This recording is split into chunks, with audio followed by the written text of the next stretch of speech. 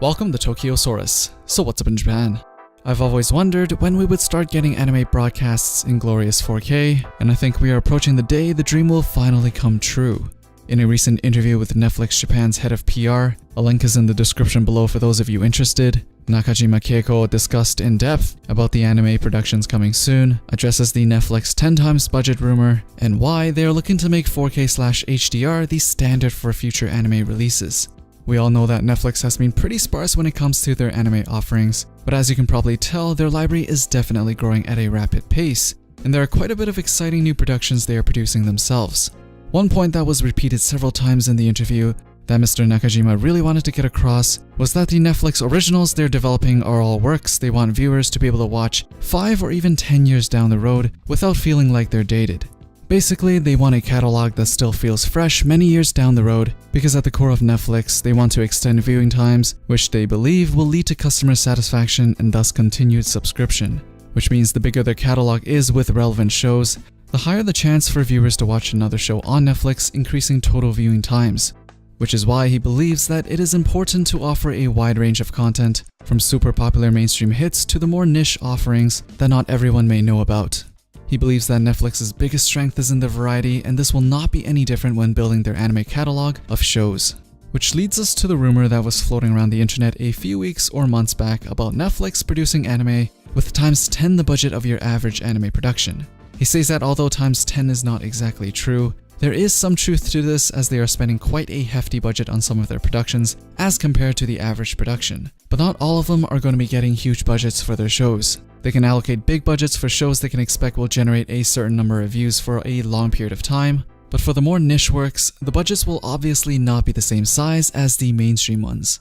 He also says that in the future, it is a possibility that an anime production can go over 1 billion yen, compared to the average being about 200 million yen for a 13-episode season. Now, another reason why the budgets are higher than industry standards for Netflix originals is that they want to future-proof their works as mentioned at the beginning.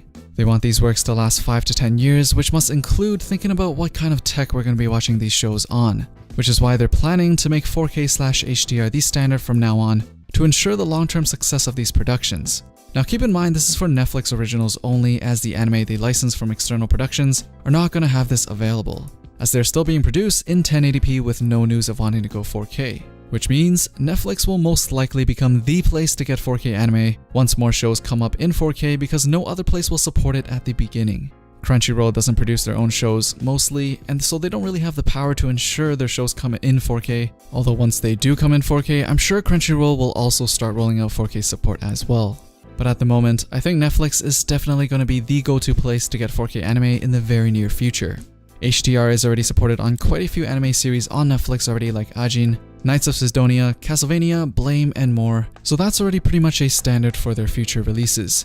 Another big difference in the productions on Netflix is that creators have much more creative freedom. They are not tied down by traditional production committees that have different people on board changing creative decisions so they can sell more products. All Netflix wants is for your work to be able to make people want to watch it from start to finish. Netflix doesn't care about selling toys, Blu-rays, novels, or whatever, which is why they give most of the creative freedom to the creators they work with, as that is their job, to make stuff that people want to watch. Now, if you're still wondering, this video is not sponsored by Netflix or by anyone in any way, and it's just an article that I thought was very interesting. I know Netflix is not perfect and likes to deliver their episodes all at once, which I'm really not too big of a fan of, because I like to have something to look forward to every week and seeing the discussions unfold episode by episode. With Netflix releases, you have a sudden influx of discussion when the show releases, and it pretty much dies down after the release. But I think the key takeaway here is a variety is always better. We'll still have our shows that are weekly releases that are designed to be watched weekly from the usual TV broadcasts, and then we'll have shows on Netflix that are produced in higher fidelity and designed to be watched in a binge. So why not have both? Anyways, that's pretty much it for the state of 4K in anime. It's quite an exciting time for TV, as we're beginning to get a widespread adoption of HDR, 4K, and cheaper OLEDs at the same time. The next big evolution for the TV experience is almost here, and I'm glad anime is already a part of it. Are you guys hyped for more 4K/HDR anime releases? As usual, let me know down in the comments below. Don't forget to drop a thumbs up, stay subscribed if you want to be updated with the latest that's going on in Japan, and I'll see you guys in the next one.